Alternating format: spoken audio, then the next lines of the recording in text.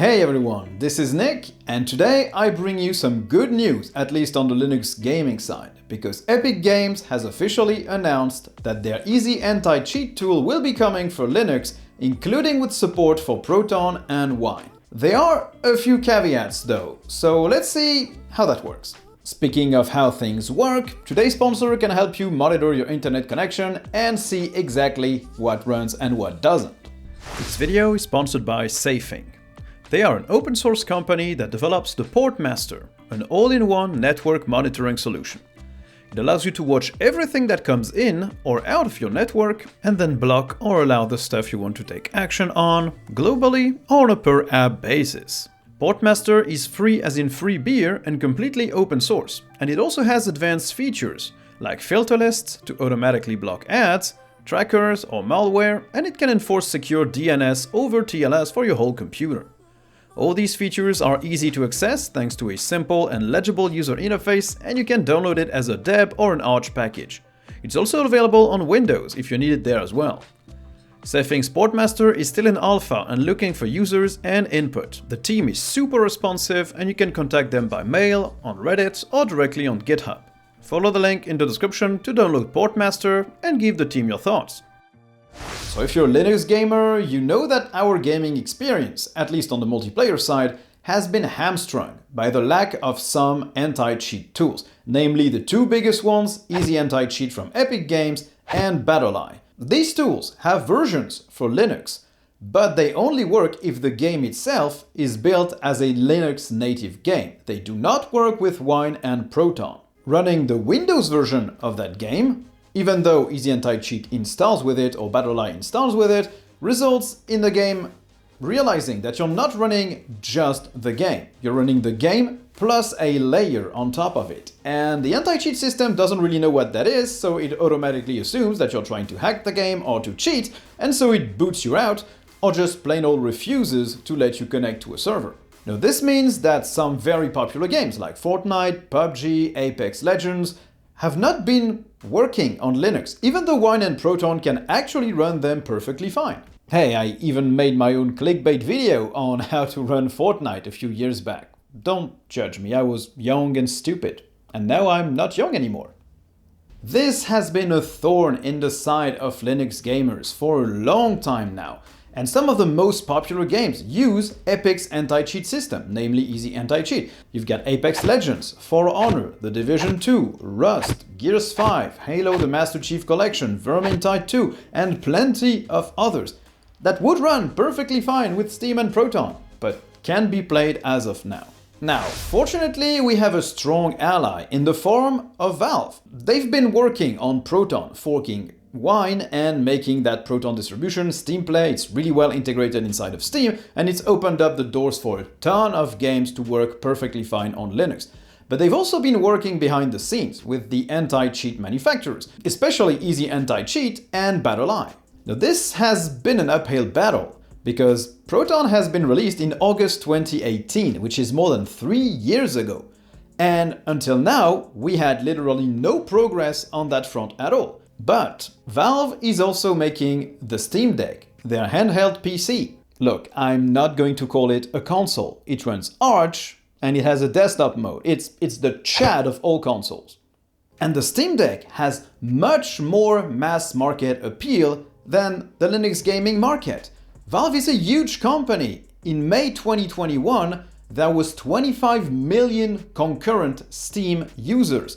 That's half of the adult population of France connected on Steam at the same time, at a peak. That's enormous. This company can sell stuff. And the Steam Deck pre-orders, apparently in the first day, according to some unofficial numbers, have sold 110,000 units without including the cheapest model, which numbers have not been leaked. So we can probably expect that number to be double. That's a nice big sale for an unproven handheld PC running Linux. So basically, Valve has the market strength, the know-how, and the connections to finally try and make that industry move towards developing anti-cheat solutions for Linux. And they have done just that. Valve had talked about how they wanted to bring anti-cheat to Linux, that they were working with Easy Anti-Cheat and BattleEye to get their solutions running. But we didn't have any technical details on how that would run, because it could have been a proprietary kernel module. It could have been a solution licensed to SteamOS only,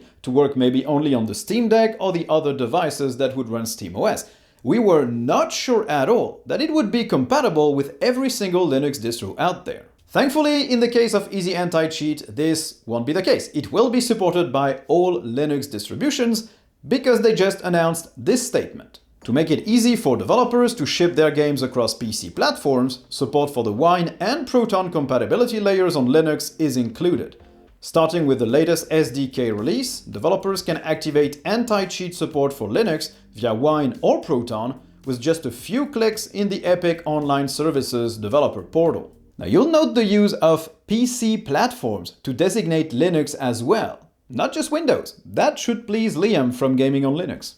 So it seems that the support for Easy Anti-Cheat on Linux won't require a specific kernel module, won't be limited to SteamOS or a specific distro. It will be baked in inside of the SDK itself. But the statement clearly says that this new support for Proton and Wine is opt-in on the developer's side. It's not going to be enabled by default. This means that all these games that currently don't run because of Easy Anti-Cheat will still not run tomorrow. They won't run until the developer updates the SDK to the latest version and enables in their developer portal support for Proton and Wine. And it's not guaranteed at all. So these game studios will either have to willingly opt to enable support for Wine and Proton, or they will have to be strong-armed by the Linux community as we really know how to do it. It will also depend on what the implications of turning Easy Anti-Cheat on for Proton and Wine are. You can take Epic's word for it and think that, you know what, if they say it's good, then it's good, it's gonna work and there aren't gonna be any cheats. But you could also say, you know what, it's not proven, I'm gonna wait for others to implement that and check that little checkbox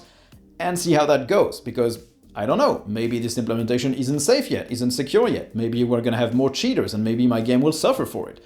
So maybe game developers will wait a little bit before they turn that thing on. So basically, for developers, it's going to be, do I want to score bonus points with the Linux community, which can be pretty vocal when they're unhappy about something, or will I just play it safe and wait for the feedback of other developers?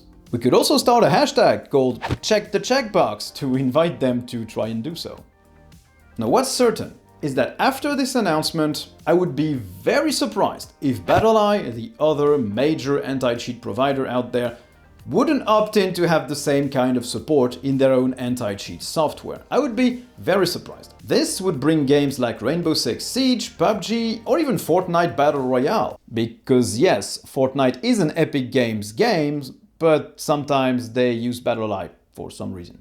So if BattleEye adds the same level of support, this will remove the most enormous roadblock in terms of Linux gaming. Because sure, Wine and Proton aren't magic bullets just yet. While a lot of games run really well in just one click, some of them have hacks needed. You have to change a few things, you have to import a Windows DLL, you have to use wine tricks to set some scripts and some variables. It's not always super straightforward, but most of the games run really well out of the box, and not having to worry about the anti-cheat, about your account getting banned, would be pretty amazing, and it would really make Linux more appealing in terms of a mass market gaming platform. And there's also the halo effect. Because as more people get interested into Linux gaming, because, well, now you can game even on multiplayer on Linux, maybe other game companies will start looking at porting their launchers, some of their games, or integrating Proton inside of their own launchers. Maybe we might see Ubisoft, EA, maybe Blizzard bringing their own stuff to Linux in time. Because if there's a market, why not? It's just a little bit of code to implement in the launcher, adding Proton, saying it's not officially supported, and you're good to go. So why not do it? Then again, Epic hasn't confirmed that they would enable support for Proton in their own games using Easy Anti-Cheat, so we'll have to see about that. So all in all, it's pretty great news for Linux gaming.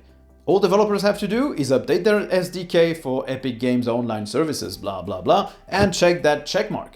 And that's it. I would be surprised if most developers didn't do it unless they didn't hear about the announcement, but I'm pretty sure that our community will be able to let them know if they want that. This video was made possible by Slimbook.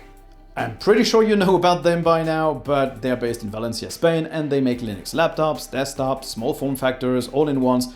Everything you can imagine, they've got it in terms of budget, in terms of power. I only use their stuff nowadays, desktop and laptop. I can only recommend them. So I left a link in the description below. Click it if you need a new Linux device. So thank you guys for watching this video. I hope you enjoyed it. If you did, don't hesitate to like and subscribe and turn on notifications. But if you didn't, you can also dislike it and tell me why in the comments. You can also find all my stuff on Odyssey, and if you want to help support the channel, you can join my amazing Patreon subscribers and YouTube members, and you will get access to a weekly Patreon cast and the right to vote on the next topics I'll cover. So thank you guys for watching, and I'll see you in the next one. Bye!